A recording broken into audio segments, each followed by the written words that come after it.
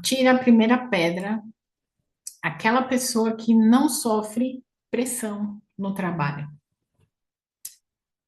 A vida no trabalho já é de uma pressão constante desde o início, né? Onde a gente lá no começo da idade do mercado de trabalho, a gente já se pressiona muitas vezes, esse foi o meu caso, para saber qual é a área que eu vou trabalhar. Qual é o lugar? Qual é a empresa? Não é empresa, é empreender. Hoje não é empreender, eu vou para o digital, enfim. Para onde que eu vou? Já começa a pressão daí, né? O que que eu vou fazer? Às vezes a gente joga a pressão lá nas crianças, né? O que que você vai ser quando crescer? Você vai trabalhar em quê? E a criança ali nem sabe de nada, inocente mesmo, fica, né, já pensando e refletindo sobre isso. E quando a gente vai para o mercado de trabalho, a gente enfrenta essas pressões. E hoje ainda tem a querida inteligência artificial que fica assustando as pessoas, né? A sua profissão vai deixar de existir. Tem algumas profissões que vão deixar de existir, mas é natural da evolução. Se eu for pensar nos dias de hoje, o meu avô paterno, ele era tipógrafo, trabalhava numa gráfica, fazendo aquelas diagramações de letras e números e publicações de uma gráfica ali. Como já mudou isso, né? Hoje, quando eu faço as minhas artes lá no Canva, eu lembro dele. Eu falava, cara, esse aqui meu avô fazia. Eu não era nem nascida e ele fazia lá com umas habilidades. Meu avô também era calígrafo e ele tinha uma letra lindíssima. Sabe aquelas letras assim, cursivas, que hoje a maioria das pessoas já nem sabe qual é, porque só digita, né? Mas ele tinha aquela letra bem desenhada, bem elaborada, letra de caligrafia, porque ele também fazia essa arte, né, de caligrafia ali. Então, é normal ter essa mudança de posição, de profissão, por conta do avanço, né? E claro que tem profissões que vão deixar de existir por conta disso, e outras profissões vêm no lugar, como a gente já tem uma série de outras profissões novas. É natural.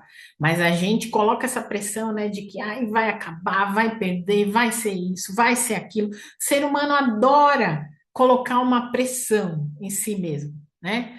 E no ambiente de trabalho não é diferente.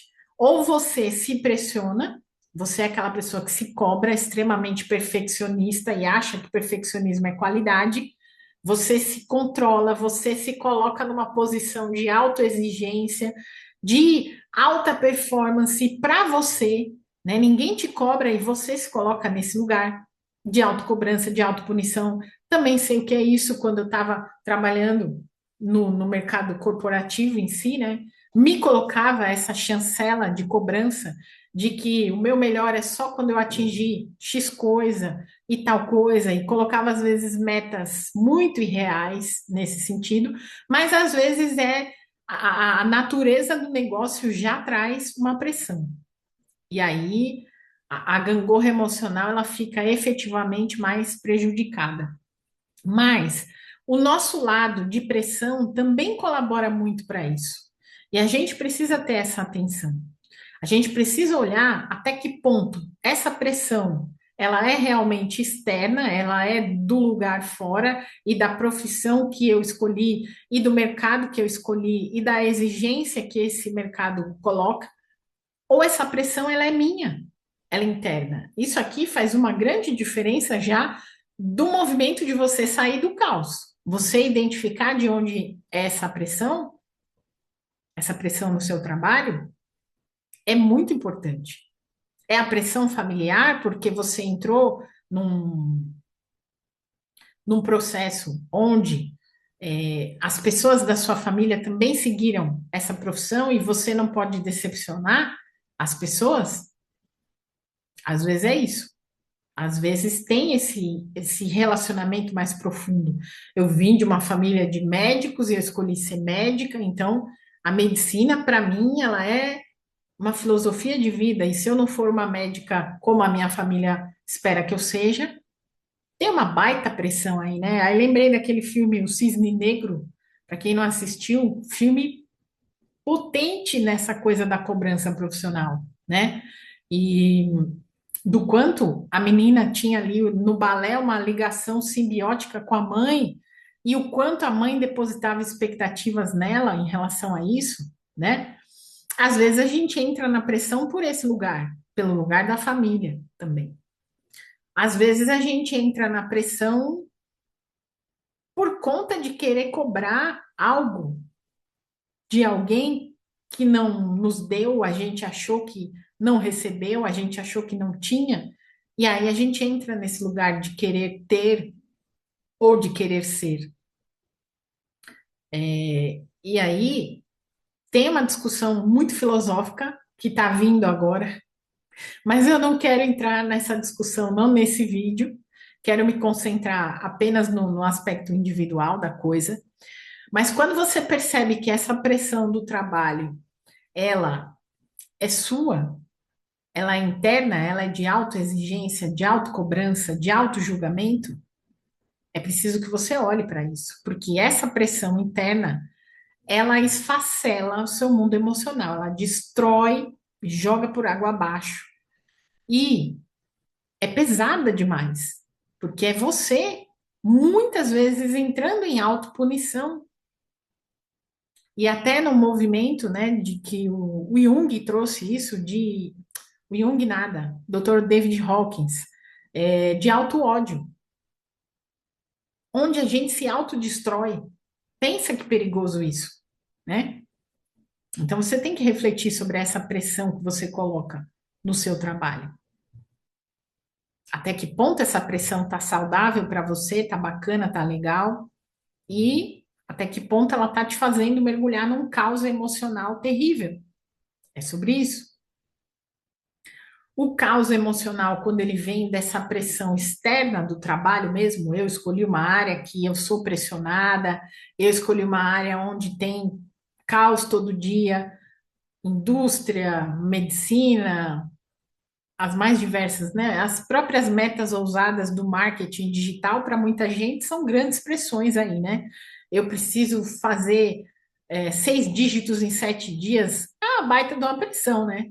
Que a gente ouve por aí e a gente às vezes abraça essa pressão, né? Mas quem foi que disse que esses 6 dígitos em 7 dias vão trazer a felicidade que eu espero? E às vezes eu entro nesse caos emocional aí, né? Aqui a questão é muito de que lugar que você olha essa pressão que está sendo feita para você, ou até qual é o seu limite dentro dessa própria pressão.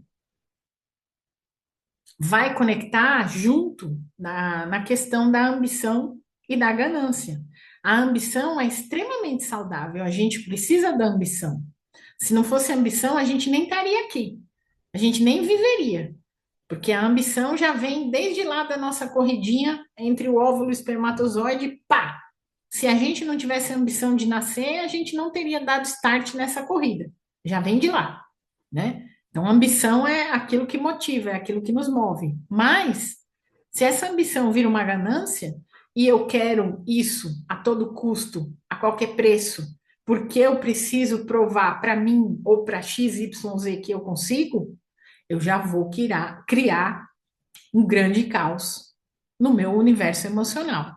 O equilíbrio é eu identificar o que é o limite saudável para mim de pressão, porque o trabalho ele vai exigir certa pressão. Mas eu, enquanto ser humano pensante, reflexivo e adulto, eu tenho que entender qual é a linguagem dessa pressão. Homens e mulheres sofrem pressões diferentes dentro do mercado de trabalho. A mulher ela é levada a pensar na pressão que vai sacrificar muitas vezes até o ofício da maternidade, se ela sonha em ser mãe. Porque muitas vezes ela está dentro do mercado de trabalho e esse mercado vai exigir que ela adie esse processo. E é uma escolha: vou adiar ou vou parar tudo da minha carreira para ser mãe? Ou vou conciliar e vou viver essa pressão no dia a dia? É um caso. Os homens não têm essa pressão em relação à paternidade, porque a paternidade pode acontecer e ok, tá tudo certo. Então a gente também tem que olhar para esse aspecto de equilíbrio.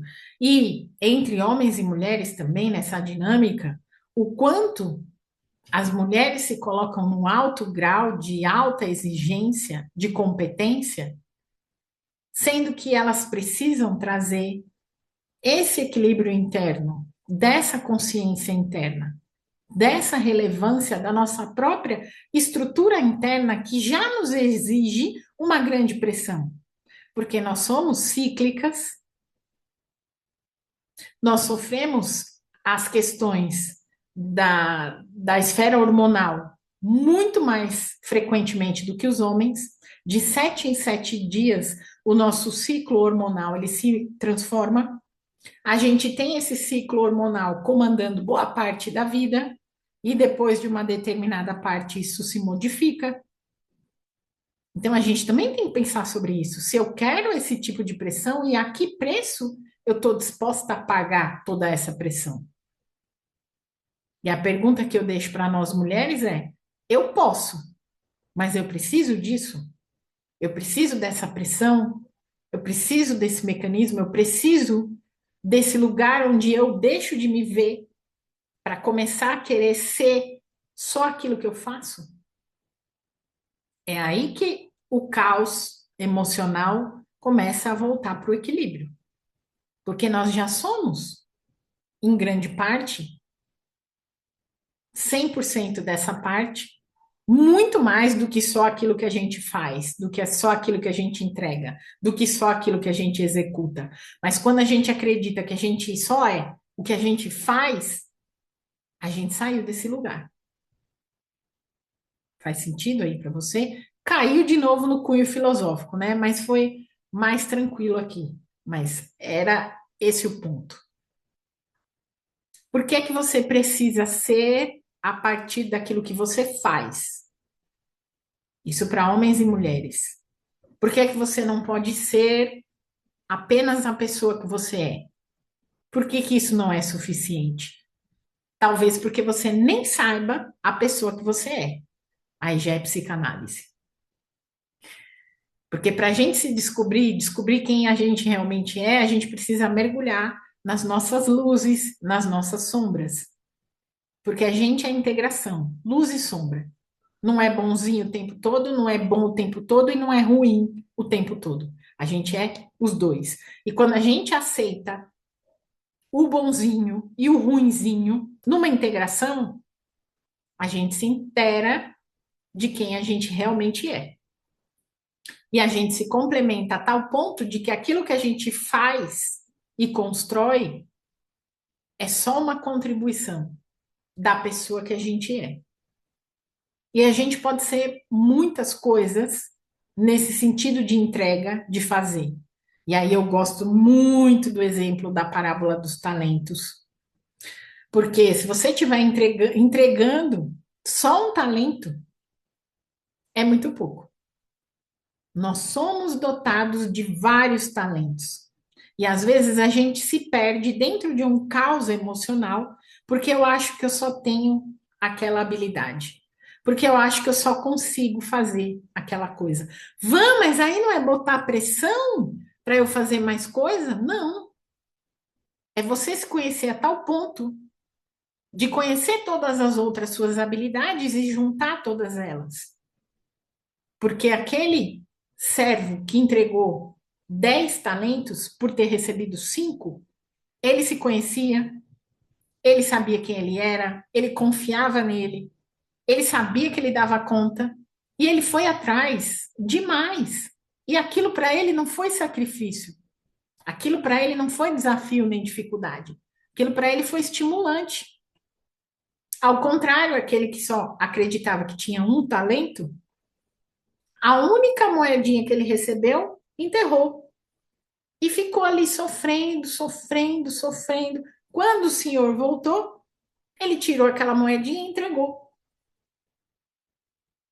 E aí o senhor veio e tirou tudo, porque ele não entendeu a dinâmica do processo. E às vezes você não está entendendo a dinâmica do teu processo.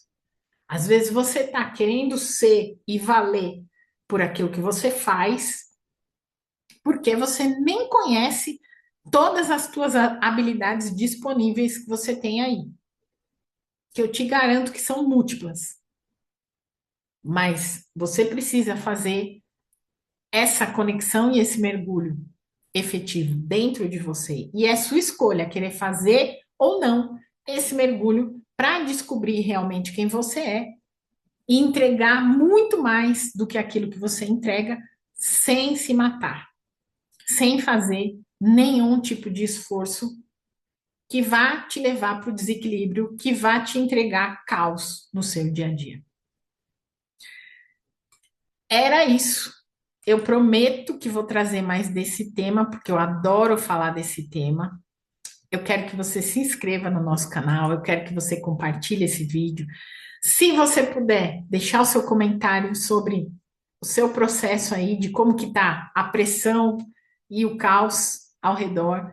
E claro, se você precisar da minha ajuda, clica aí no link da descrição, agenda uma sessão de diagnóstico comigo, para você realmente conhecer as tuas potencialidades, as tuas capacidades, tudo aquilo que você tem condição de realizar, mas principalmente descobrir a pessoa que você realmente é.